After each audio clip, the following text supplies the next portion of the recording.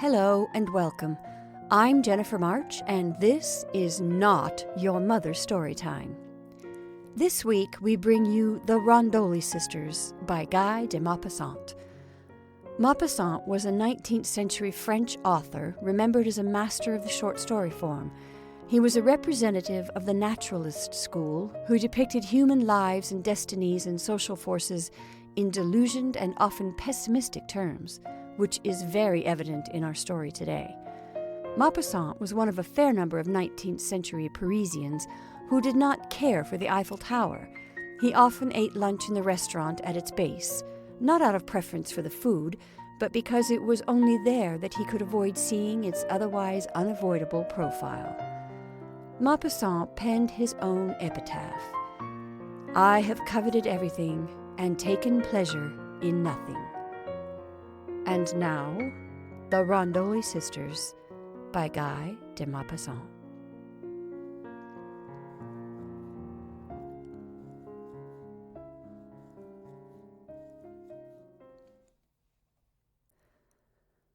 I set out to see Italy thoroughly on 2 occasions, and each time I was stopped at the frontier and could not get any further.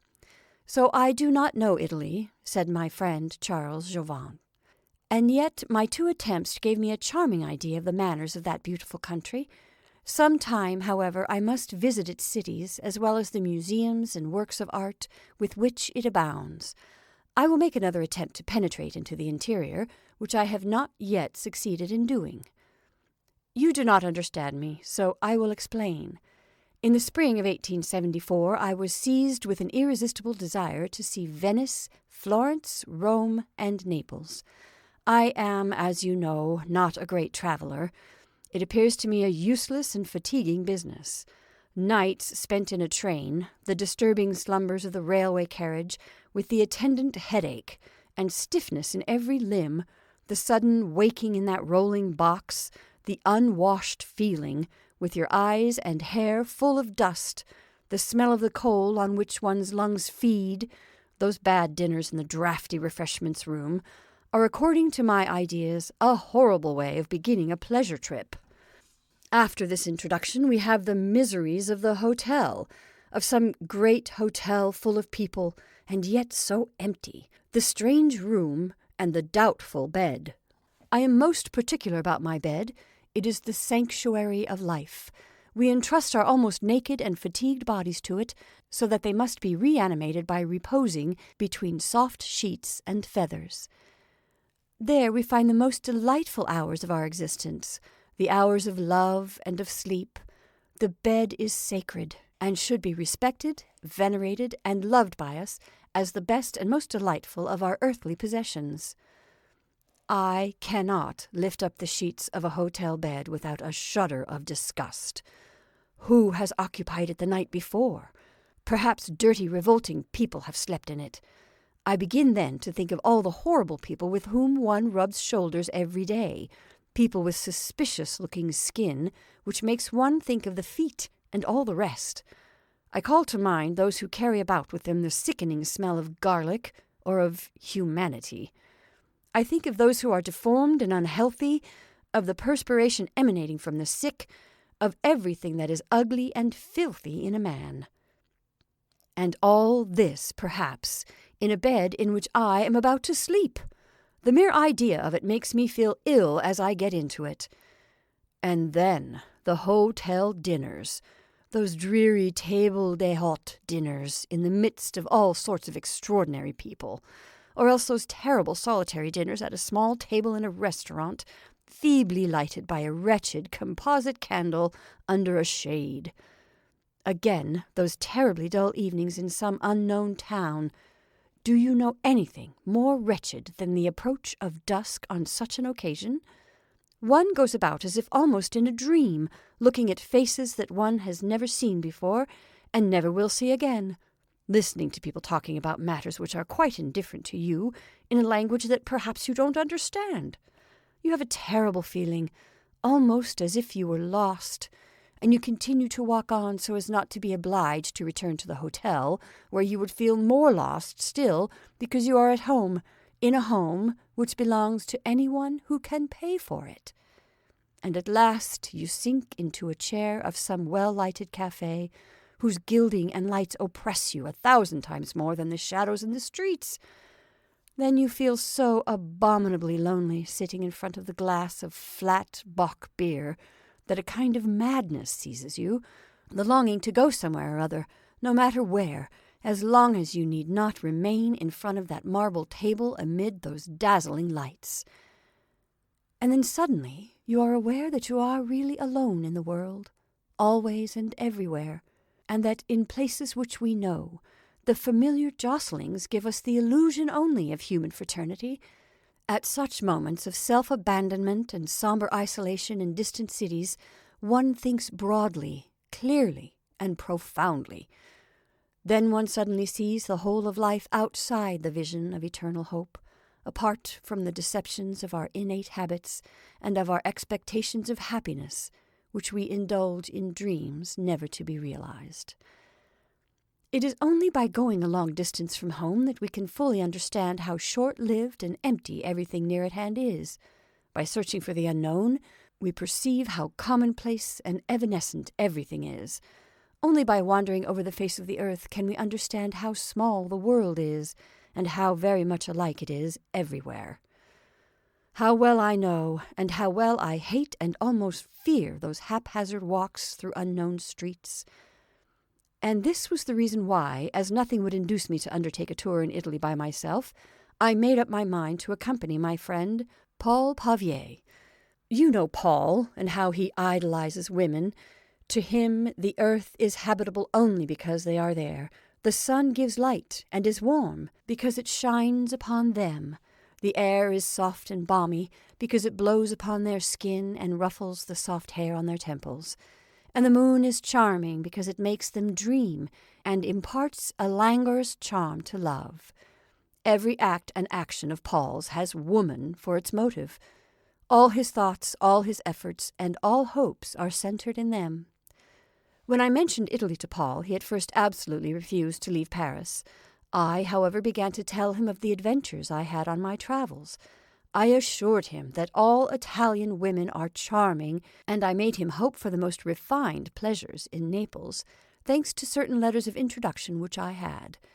And so at last he allowed himself to be persuaded. We took the express one Thursday evening, Paul and I. Hardly anyone goes south at that time of year, so that we had the carriage to ourselves, and both of us were in a bad temper on leaving Paris, sorry for having yielded to the temptation of this journey, and regretting Marly, the Seine, and our lazy boating excursions, and all those pleasures in and near Paris, which are so dear to every true Parisian. As soon as the train started, Paul stuck himself in his corner and said, "It is most idiotic to go all that distance." And as it was too late for him to change his mind then, I said, "Well, you should not have come." He made no answer, and I felt very much inclined to laugh when I saw how furious he looked. He is certainly always rather like a squirrel, but then every one of us has retained the type of some animal or another as a mark of his primitive origin. How many people have jaws like a bulldog, or heads like goats, rabbits, foxes, horses, or oxen? Paul is a squirrel turned into a man. He has its bright, quick eyes, its hair, its pointed nose, its small, fine, supple, active body, and a certain mysterious resemblance in his general bearing. In fact, a similarity of movement, of gesture, and of bearing which might also be taken for a recollection. At last we both went to sleep with that uncomfortable slumber of the railway carriage, which is interrupted by horrible cramps in the arms and neck, and by the sudden stoppages of the train. We woke up as we were passing along the Rhone. Soon the continued noise of crickets came in through the windows, that cry which seems to be the voice of the warm earth, the song of Provence, and seemed to instill into our looks, our breasts, and our souls the light and happy feeling of the south, that odour of the parched earth, of the stony and light soil, of the olive with its grey-green foliage. When the train stopped again, a railway guard ran along the train, calling, "Valence!" in a sonorous voice, with an accent that again gave us a taste of that province, which the shrill note of the crickets had already imparted to us. Nothing fresh happened till we got to Marseille, where we alighted for breakfast, but when we returned to our carriage, we found a woman installed there. Paul, with a delighted glance at me, gave his short moustache a mechanical twirl, and passed his fingers through his hair, which had become slightly out of order with the night's journey. Then he sat down opposite the newcomer. Whenever I happened to see a striking new face, either in travelling or in society, I always have the strongest inclination to find out what character, mind, and intellectual capacities are hidden beneath those features. She was a young and pretty woman, certainly a native of the south of France, with splendid eyes, beautiful wavy black hair, which was so thick and long that it seemed almost too heavy for her head. She was dressed with a certain southern bad taste, which made her look a little vulgar. Her regular features had none of the grace and finish of the refined races, of that slight delicacy which members of the aristocracy inherit from their birth, and which is the hereditary mark of thinner blood. Her bracelets were too big to be of gold. She wore earrings with large white stones that were certainly not diamonds, and she belonged unmistakably to the people. One surmised that she would talk too loud, and shout on every occasion with exaggerated gestures. When the train started, she remained motionless in her place, in the attitude of a woman who is indignant, without even looking at us. Paul began to talk to me, evidently with an eye to effect, trying to attract her attention as shopkeepers expose their choice wares to catch the notice of passer-by. She, however, did not appear to be paying the least attention. "Toulon! 10 minutes wait! Refreshment room!" the porters shouted. Paul motioned to me to get out, and as soon as we had done so, he said, "I wonder who on earth she can be." I began to laugh. "I am sure I don't know, and don't in the least care." He was quite excited. "She is an uncommonly fresh and pretty girl. What eyes she has, and how cross she looks. She must have been dreadfully worried, for she takes no notice of anything." "You will have all your trouble for nothing," I growled. He began to lose his temper. "I am not taking any trouble, my dear fellow. I think her an extremely pretty woman, that is all. If one could only speak to her. But I do not know how to begin. Cannot you give me an idea? Can't you guess who she is?" "Upon my word, I cannot. However, I should rather think she is some strolling actress who is going to rejoin her company after a love adventure." He seemed quite upset, as if I had said something insulting. "What makes you think that? On the contrary, I think she looks most respectable." "Just look at her bracelets," I said. "Her earrings and her whole dress. I should not be the least surprised if she were a dancer or a circus rider, but most likely a dancer. Her whole style smacks very much of the theatre." He evidently did not like the idea. "She is much too young, I am sure. Why, she is hardly 20. "Well," I replied, "there are many things which one can do before one is 20. Dancing and elocution are among them." "Take your seats, Venice, Ventimiglia," the guard and porters called out. We got in. Our fellow passenger was eating an orange, and certainly she did not do it elegantly. She had spread her pocket-handkerchief on her knees, and the way in which she tore off the peel and opened her mouth to put in the pieces, and then spat the pips out the window, showed that her training had been decidedly vulgar. She seemed also more put out than ever, and swallowed the fruit with an exceedingly comic air of rage. Paul devoured her with his eyes, and tried to attract her attention and excite her curiosity, but in spite of his talk and of the manner in which he brought in well-known names, she did not pay the least attention to him. After passing Frejus and St. Raphael, the train passed through a veritable garden, a paradise of roses and groves of oranges and lemons covered with fruits and flowers at the same time. That delightful coast, from Marseille to Genoa, is a kingdom of perfumes in a home of flowers. June is the time to see it in all its beauty, when in every narrow valley and on every slope the most exquisite flowers are growing luxuriantly. And the roses! Fields, hedges, groves of roses. They climb up the walls, blossom on the roofs, hang from the trees, peep out from among the bushes. They are white, red, yellow, large and small, single, with a simple self-colored dress, or full and heavy in brilliant toilettes. Their breath makes the air heavy and relaxing, and the still more penetrating odor of the orange blossoms sweetens the atmosphere till it might almost be called the refinement of odor. The shore, with its brown rocks, was bathed by the motionless Mediterranean.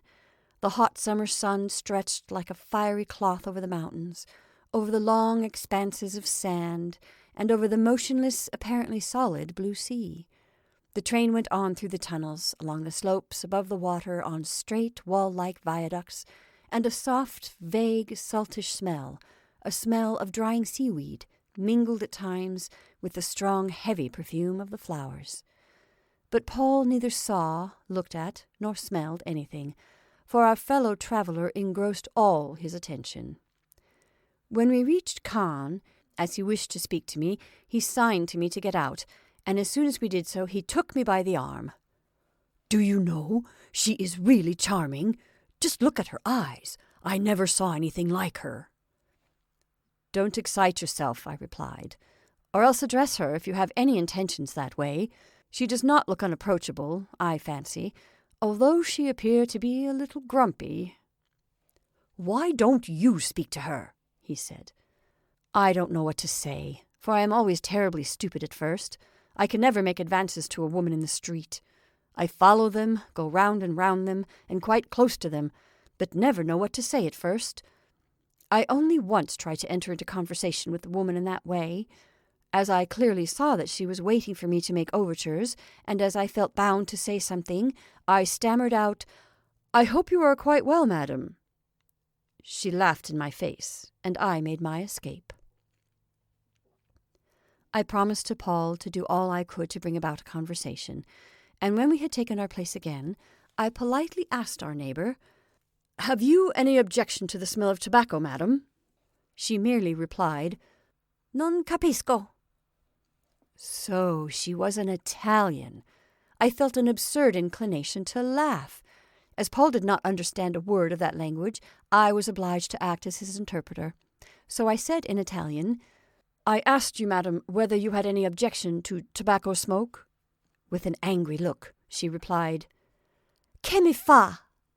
She had neither turned her head nor looked at me, and I really did not know whether to take this "what do I care" for an authorization, a refusal, a real sign of indifference, or for a mere "let me alone." "Madame," I replied, "if you mind the smell of tobacco in the least—" She again said, "Amica," in a tone which seemed to mean, "I wish to goodness you would leave me alone." It was, however, a kind of permission, so I said to Paul, "You may smoke." He looked at me with that curious sort of way that people have when they try to understand others who are talking in a strange language before them, and asked me, "What did you say to her?" I asked her whether we might smoke, and she said we might do whatever we liked, whereupon I lighted my cigar. "Did she say anything more?" "If you had counted her words, you would have noticed that she used exactly 6, 2 of which gave me an understanding that she knew no French, so 4 remained, and much can be said in 4 words. Paul seemed quite unhappy, disappointed, and at sea, so to speak, but suddenly the Italian asked me, in that tone of discontent which seemed habitual to her, "Do you know what time we shall get to Genoa?" "At 11 o'clock, I replied. Then, after a moment, I went on. "My friend and I are going to Genoa, and if we can be of any service to you, we shall be very happy, as you are quite alone." But she interrupted with such a "Amica!"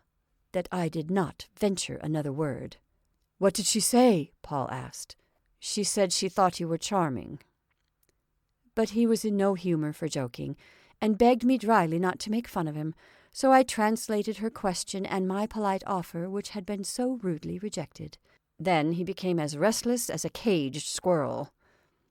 "If we only knew," he said, "what hotel she was going to, we would go to the same. Try to find out, so as to have another opportunity to make her talk."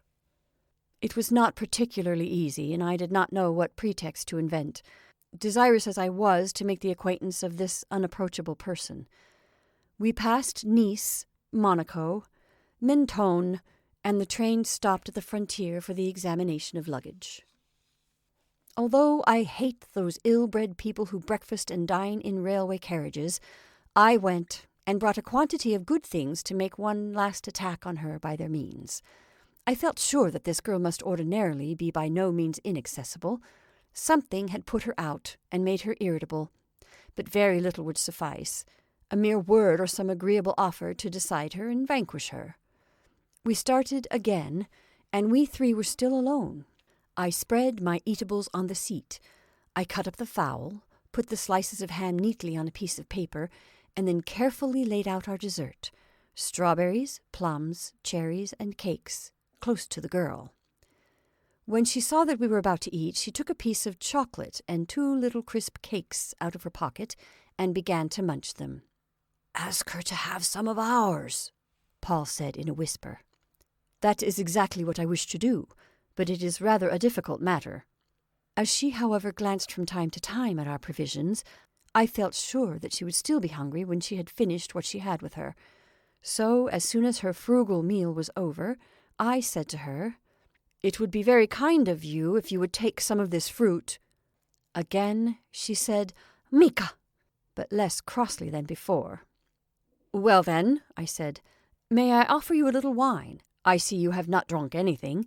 It is Italian wine, and as we are now in your country, we should be very pleased to see such a pretty Italian mouth accept the offer of its French neighbours." She shook her head slightly, evidently wishing to refuse, but very desirous of accepting, and her mica this time was almost polite. I took the flask, which was covered with straw in the Italian fashion, and filling the glass, I offered it to her. "Please drink it," I said, "to bid us welcome to your country." She took the glass with her usual look and emptied it in a draught like a woman consumed with thirst, and then gave it back to me without even saying thank you. I offered her the cherries. "Please take some," I said. "We shall be so glad if you will." Out of her corner she looked at all the fruit spread out beside her, and said so rapidly that I could scarcely follow her. Mi non paciano nella ciliegie nella susin, amo soltanto le fragole." "What does she say?" Paul asked. "That she does not care for cherries or plums, but only for strawberries." I put a newspaper full of wild strawberries on her lap, and she ate them quickly, tossing them into her mouth from some distance in a coquettish and charming manner. When she had finished the little red heap, which soon disappeared under the rapid action of her hands, I asked her, "What may I offer you now?" "I will take a little chicken," she replied. She certainly devoured half of it, tearing it to pieces with the rapid movements of her jaws like some carnivorous animal. Then she made up her mind to have some cherries, which she did not like, and then some plums, then some little cakes. Then she said, "I have had enough," and sat back in her corner. I was much amused and tried to make her eat more, insisting, in fact, till she suddenly flew into a rage and flung such a furious "Mica" at me that I would no longer run the risk of spoiling her digestion. I turned to my friend. "My poor Paul," I said, "I am afraid we have had our trouble for nothing."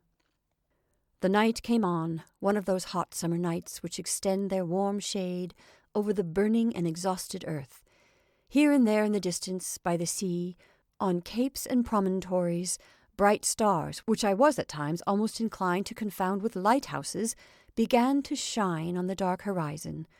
The scent of the orange trees became more penetrating, and we breathed with delight, distending our lungs to inhale it more deeply. The balmy air was soft, delicious, almost divine. Suddenly I noticed something like a shower of stars under the dense shade of the trees along the line, where it was quite dark. It might have been taken for drops of light, leaping, flying, playing, and running among the leaves, or for small stars fallen from the skies in order to have an excursion on the earth. But they were only fireflies, dancing a strange, fiery ballet in the perfumed air. One of them happened to come into our carriage, and shed its intermittent light, which seemed to be extinguished one moment and to be burning the next. I covered the carriage lamp with its blue shade, and watched the strange fly careening about in its fiery flight. Suddenly, it settled on the dark hair of our neighbour, who was half dozing after dinner. Paul seemed delighted, with his eyes fixed on the bright, sparkling spot, which looked like a living jewel on the forehead of the sleeping woman. The Italian woke up about 11 o'clock with the bright insect in her hair.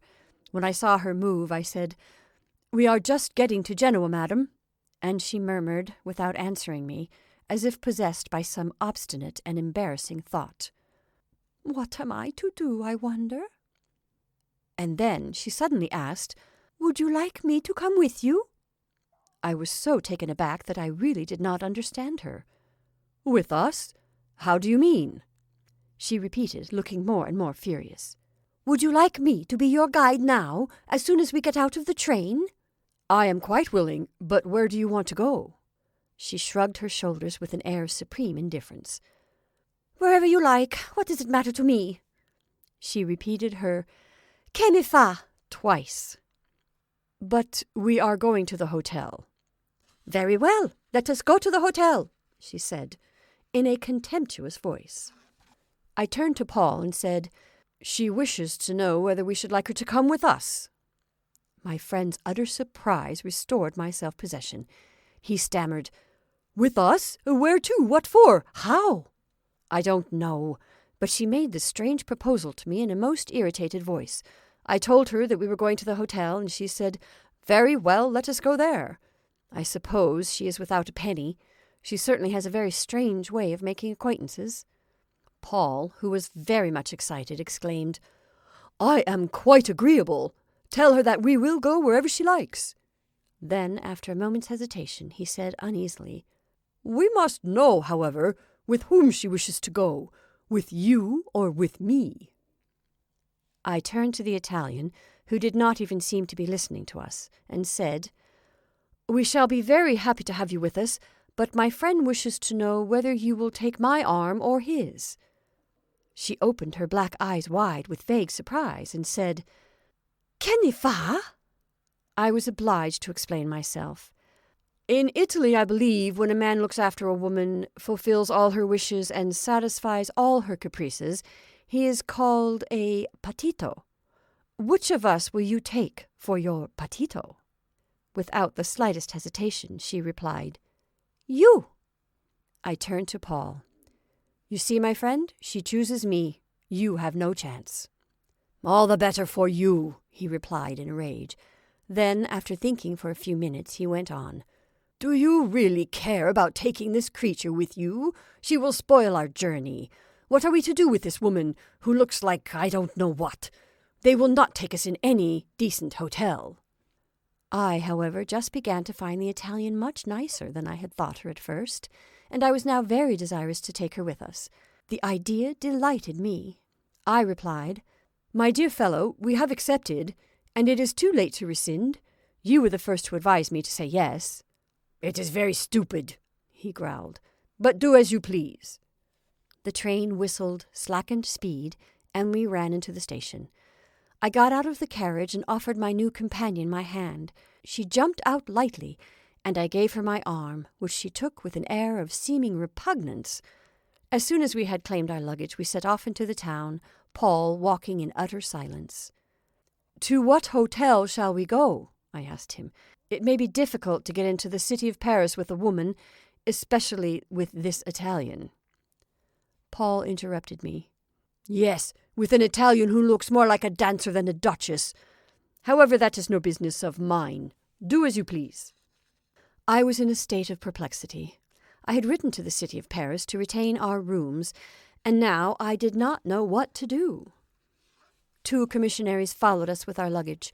I continued, "You might as well go on first and say that we are coming, and give the landlord to understand that I have a friend with me, that we should like rooms quite by themselves for us 3, so as not to be brought in contact with other travellers.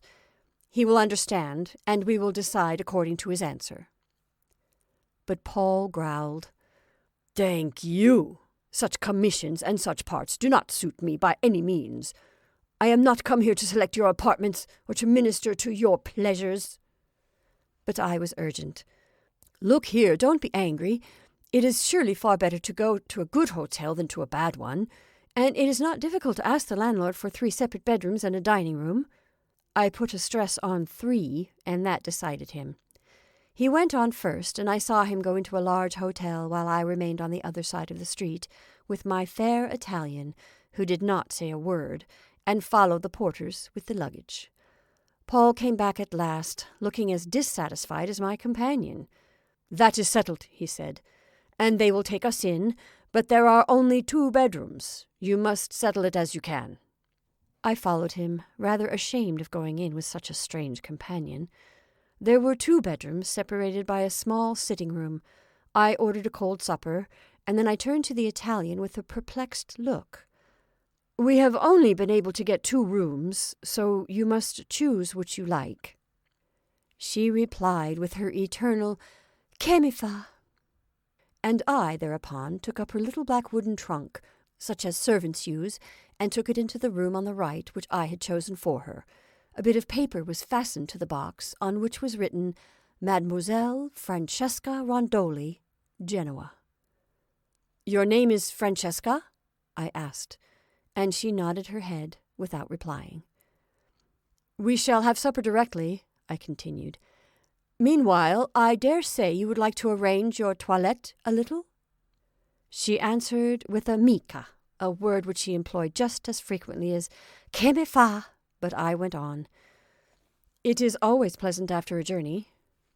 Then I suddenly remembered that she had not perhaps the necessary requisites, for she appeared to me in a very singular position, as if she had just escaped from some disagreeable adventure, and I brought her my dressing-case. I put out all the little instruments for cleanliness and comfort which it contained, a nail-brush, a new toothbrush, I always carry a selection of them about with me, my nail scissors, a nail file, and sponges. I uncorked a bottle of eau de cologne, one of lavender water, and a little bottle of new-mown hay, so that she might have a choice. Then I opened my powder box and put out the powder puff, placed my fine towels over the water jug, and a piece of new soap near the basin.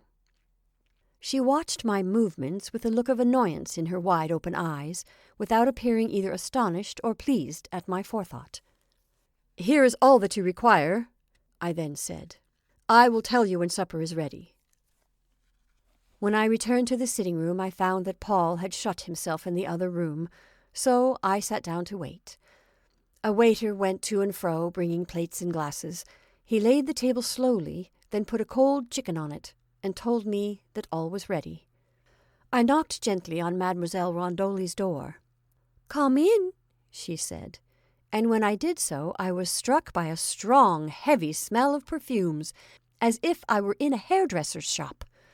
The Italian was sitting on her trunk, in an attitude of either thoughtful discontent or absent-mindedness. The towel was still folded over the water jug that was full of water, and the soap, untouched and dry, was lying beside the empty basin. But one would have thought that the young woman had used half the contents of the bottles of perfume. The eau de cologne, however, had been spared, as only about a third of it had gone, but to make up for that she had used a surprising amount of lavender water and new-mown hay. A cloud of violet powder, a vague white mist, seemed to still be floating in the air from the effects of her overpowdering her face and neck. It seemed to cover her eyelashes, eyebrows, and the hair on her temples like snow, while her cheeks were plastered with it, and layers of it covered her nostrils, the corners of her eyes, and her chin. When she got up, she exhaled such a strong odor of perfume that it almost made me feel faint. When we sat down to supper, I found that Paul was in a most execrable temper. I could get nothing out of him but blame, irritable words, and disagreeable remarks. Mademoiselle Francesca ate like an ogre, and as soon as she had finished her meal, she threw herself upon the sofa in the sitting-room. Sitting down beside her, I said gallantly, kissing her hand, "Shall I have the bed prepared, or will you sleep on the couch?" "It is all the same to me. Che mi fa?" Her indifference vexed me. "Should you like to retire at once?" "Yes, I am very sleepy." She got up, yawned, gave her hand to Paul, who took it with a furious look, and I lighted into the bedroom. A disquieting feeling haunted me. "Here's all you want," I said again. The next morning she got up early like a woman who is accustomed to work. She woke me by doing so, and I watched her through my half-closed eyelids. She came and went without hurrying herself, as if she were astonished at having nothing to do. At length she went to the dressing-table, and in a moment emptied all my bottles of perfume. She certainly also used some water, but very little. When she was quite dressed, she sat down on her trunk again, and clasping one knee between her hands, she seemed to be thinking. At that moment I pretended to first notice her and said, "Good morning, Francesca." Without seeming in at all a better temper than the previous night, she murmured, "Good morning." When I asked her whether she had slept well, she nodded her head, and jumping out of bed, I went and kissed her. She turned her face toward me like a child who is being kissed against its will, but I took her tenderly in my arms and gently pressed my lips on her eyelids, which she closed with evident distaste under my kisses, on her fresh cheek and full lips, which she turned away. "You don't seem to like being kissed," I said to her. "Mica," was her only answer. I sat down on the trunk beside her, and passing my arm through hers, I said, "Mica, Mica, Mica, in reply to everything. I shall call you Mademoiselle Mica, I think." For the first time I fancied that I saw the shadow of a smile on her lips, but it passed so quickly that I may have been mistaken. "But if you never say anything but Mica, how shall I know what to do to please you? Let me see. What shall we do today?" She hesitated a moment as if some fancy had flitted through her head, and then she said carelessly, "It is all the same to me, whatever you like." "Very well, Mademoiselle Mica. We will have a carriage and go for a drive." "As you please," she said. Paul was waiting for us in the dining room, looking as bored as third parties usually do in love affairs. I assumed a delighted air and shook hands with him with triumphant energy. "What are you thinking of doing?" he asked. "Well, first of all, we will go and see a little of the town, and then we might get a carriage and take a drive in the neighborhood." We breakfasted almost in silence, and then set out. I dragged Francesca from palace to palace, and she either looked at nothing or merely glanced carelessly at the various masterpieces. Paul followed us, growling all sorts of disagreeable things. Then we all three took a drive in silence into the country and returned to dinner. The next day it was the same thing, and the next day again, and on the third Paul said to me, "Look here, I am going to leave you. I am not going to stop here for 3 weeks watching you make love to this creature." I was perplexed and annoyed, for to my great surprise I had become singularly attached to Francesca. A man is but weak and foolish, carried away by the merest trifle, and a coward every time that his senses are excited or mastered. I clung to this unknown girl, silent and dissatisfied as she always was. I liked her somewhat ill-tempered face, the dissatisfied droop of her mouth, the weariness of her look. I liked her fatigued movements, the contemptuous way in which she let me kiss her, the very indifference of her caresses. A secret bond, that mysterious bond of physical love which does not satisfy, bound me to her. I told Paul so, quite frankly. He treated me as if I were a fool, and then said, "Very well, take her with you." But she obstinately refused to leave Genoa without giving any reason. I besought, I reasoned, I promised, but all was of no avail, and so I stayed on. Paul declared that he would go by himself, and went so far as to pack up his portmanteau, but he remained all the same. Thus a fortnight passed. Francesca was always silent and irritable, lived beside me rather than with me, responded to all my requirements and all my propositions with her perpetual "Que me fa?"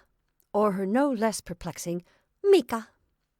My friend became more and more furious, but my only answer was, "You can go if you're tired of staying. I am not detaining you." Then he called me names, overwhelmed me with reproaches, and exclaimed, "Where do you think I can go? We had 3 weeks at our disposal, and here is a fortnight gone. I cannot continue my journey now, and in any case, I am not going to Venice, Florence, and Rome all by myself. But you will pay for it, and more dearly than you think, most likely. You are not going to bring a man all the way from Paris in order to shut him up in a hotel in Genoa with an Italian adventuress." When I told him very calmly to return to Paris, he exclaimed that he intended to do so the very next day. But the next day he was still there, still in a rage, and swearing. By this time we began to know the streets through which we wandered from morning till night. Sometimes French people would turn round astonished at meeting their fellow countrymen in the company of this girl with her striking costume, who looked singularly out of place, not to say compromising, beside us. She used to walk along leaning on my arm without looking at anything. Why did she remain with me, with us, who seemed to do so little to amuse her? Who was she? Where did she come from? What was she doing? Had she any plan or idea? Where did she live? As an adventuress or by chance meetings? I tried in vain to find out and to explain it. The better I knew her, the more enigmatic she became. She seemed to be a girl of poor family who had been taken away, and then cast aside and lost. What did she think would become of her? Or whom was she waiting for? She certainly did not appear to be trying to make a conquest of me, or to make any real profit out of me. I tried to question her, to speak to her of her childhood and her family, but she never gave me an answer. I stayed with her, my heart unfettered and my senses unchained, never wearied of holding her in my arms. That proud and quarrelsome woman captivated my senses, or rather carried away, overcome by a youthful, healthy, powerful charm, which emanated from her fragrant person and from the well-moulded lines of her body. Another week passed, and the term of my journey was drawing on, for I had to be back in Paris by the 11th of July. By this time, Paul had come to take his part in the adventure, though still grumbling at me, while I invented pleasures, distractions, and excursions to amuse Francesca and my friend, and in order to do this I gave myself a great amount of trouble. One day I proposed an excursion to Santa Margherita, that charming little town in the midst of gardens, hidden in the foot of a slope which stretches far into the sea, up to the village of Portofino. We three walked along the excellent road, which goes along the foot of the mountain. Suddenly Francesca said to me, "I shall not be able to go with you tomorrow. I must go and see some of my relatives." That was all. I did not ask her any questions, as I was quite sure she would not answer me.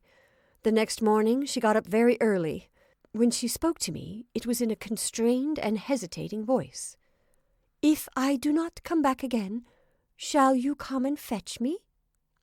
"Most certainly I shall," was my reply. "Where shall I go to find you?" Then she explained. "You must go into the street Victor Emmanuel, down the Falcone Road and the side street San Raphael, and into the furniture shop in the building at the right at the end of a court. And there you must ask for Madame Rondoli. That is the place." And so she went away, leaving me rather astonished. When Paul saw that I was alone, he stammered out, "Where is Francesca?" And when I told him what had happened, he exclaimed, "My dear fellow, let us make use of our opportunity and bolt. As it is, our time is up. 2 days more or less make no difference. Let us go at once, and go pack up your things. Off we go." But I refused. I could not, as I told him, leave the girl in that manner after such companionship for 3 weeks. At any rate, I ought to say good-bye to her, and make her accept a present. I certainly had no intention of behaving badly to her. But he would not listen. He pressed and worried me, but I would not give way. I remained indoors for several hours, expecting Francesca's return, but she did not come, and at last, at dinner, Paul said with a triumphant air, "She has flown, my dear friend. It is certainly very strange." I must acknowledge that I was surprised and rather vexed. He laughed at my face and made fun of me. "It is not exactly a bad way of getting rid of you, though rather primitive. Just wait for me, I shall be back in a moment, they often say. How long are you going to wait? I should not wonder if you were foolish enough to go and look for her at the address she gave you. Does Madame Rondoli live here, please? No, monsieur. I'll bet that you're longing to go there. Not in the least, I protested. And I assure you that if she does not come back tomorrow morning, I shall leave by the express at 8 o'clock. I shall have waited 24 hours, and that is enough. My conscience will be quite clear. I spent an uneasy and unpleasant evening, for I really had at heart a very tender feeling for her. I went to bed at 12 o'clock and hardly slept at all. I got up at 6, called Paul, packed up my things, and 2 hours later we set out for France together. The next year, it was just about the same period, I was seized, as one is, with a periodical fever, with a new desire to go to Italy, and I immediately made up my mind to carry it into effect. There is no doubt that every really well-educated man ought to see Florence, Venice, and Rome. This travel has also the additional advantage of providing many subjects of conversation in society, and of giving one an opportunity for bringing forward artistic generalities which appear profound. This time I went alone, and I arrived at Genoa at the same time as the year before, but without any adventure on the road. I went to the same hotel, and actually happened to have the same room. I was hardly in bed when the recollection of Francesca, which since the evening before had been floating vaguely through my mind, haunting me with strange persistency. I thought of her nearly the whole night, and by degrees the wish to see her again seized me. A confused desire at first, which gradually grew stronger and more intense. At last I made up my mind to spend the next day in Genoa to try to find her, and if I should not succeed, to take the evening train. Early in the morning I set out on my search. I remembered the directions she had given me when she left me perfectly. Victor Emmanuel Street, house of the furniture dealer, at the bottom of the yard on the right. I found it without the least difficulty, and I knocked at the door of a somewhat dilapidated-looking dwelling. It was opened by a stout woman who must have been very handsome, but who actually was only very dirty. Although she had too much embonpoint, she still wore the lines of majestic beauty. Her untidy hair fell over her forehead and shoulders, and one fancied one could see her floating about in an enormous dressing-gown covered with spots of dirt and grease. Round her neck she wore a great gilt necklace, and on her wrists were splendid bracelets of Genoa filigree work. In a rather hostile manner she asked me what I wanted, and I replied by requesting her to tell me whether Francesca Rondoli lived there. "What do you want with her?" she asked. "I had the pleasure of meeting her last year, and I should like to see her again." The old woman looked at me suspiciously. "Where did you meet her?" she asked. "Why, here in Genoa itself." "What is your name?" I hesitated a moment, and then I told her. I had hardly done so when the Italian put out her arms as if to embrace me. "Ah, you are the Frenchman! How glad I am to see you! But what grief you caused the poor child! She waited for you a month! Yes, a whole month! At first she thought you would come to fetch her. She wanted to see whether you loved her. If you only knew how she cried when she saw that you were not coming. She cried till she seemed to have no tears left. Then she went to the hotel, but you had gone. She thought that most likely you were travelling in Italy, and that you would return by Genoa to fetch her, as she would not go with you. And she waited more than a month, monsieur. And she was so unhappy, so unhappy. I am her mother." I really felt a little disconcerted, but I regained my self-possession and asked, "Where is she now?" "She has gone to Paris with a painter, a delightful man who loves her very much, and who gives her everything that she wants. Just look at what she sent me. They are very pretty, are they not?" And she showed me, with quite southern animation, her heavy bracelets and necklace.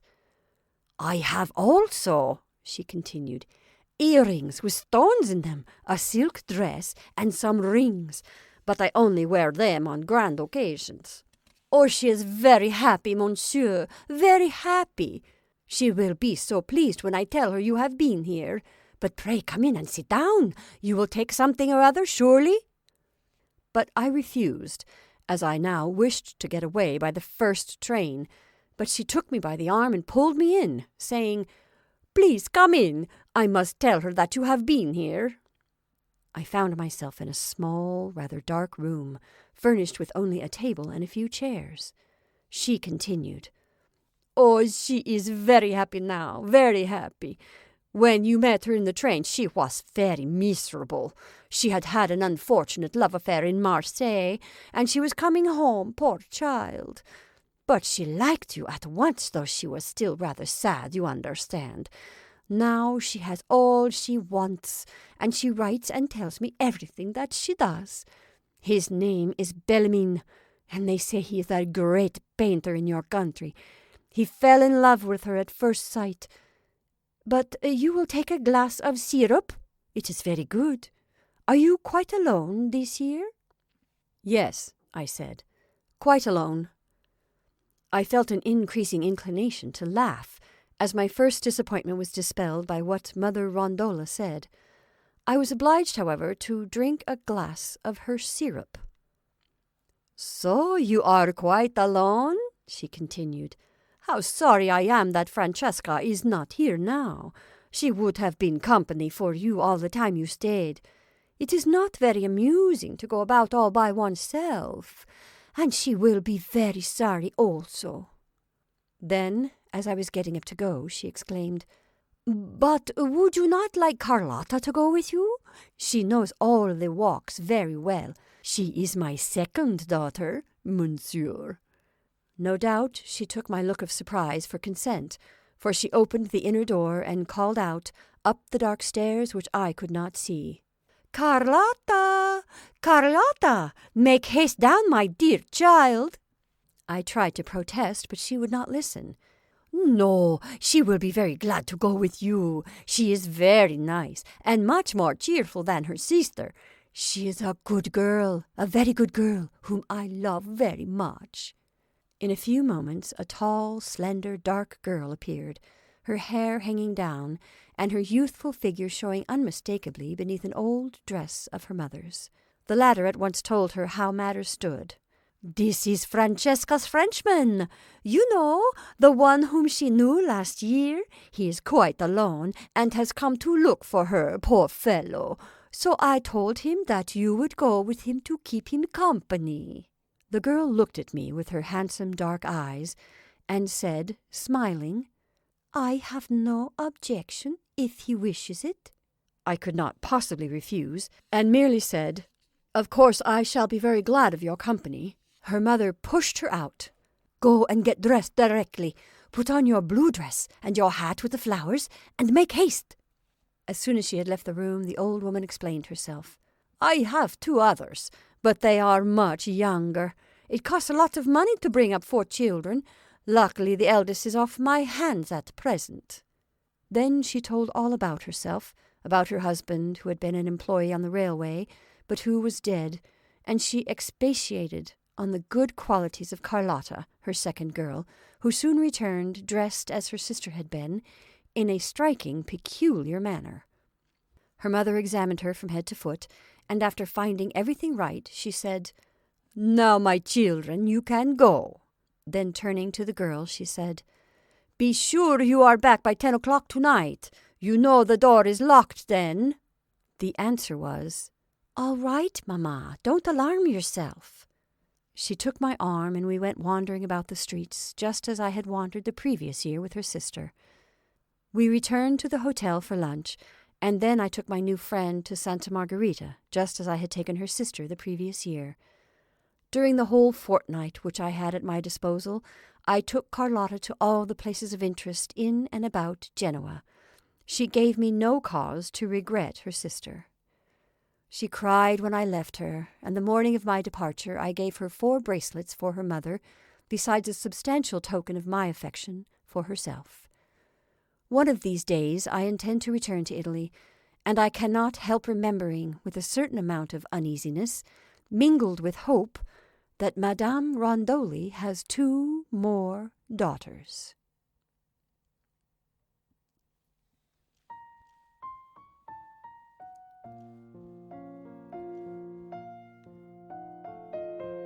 And that's our story for this evening.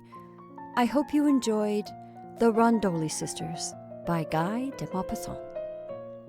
Thank you for listening. I'm Jennifer March, and this is not your mother's story time.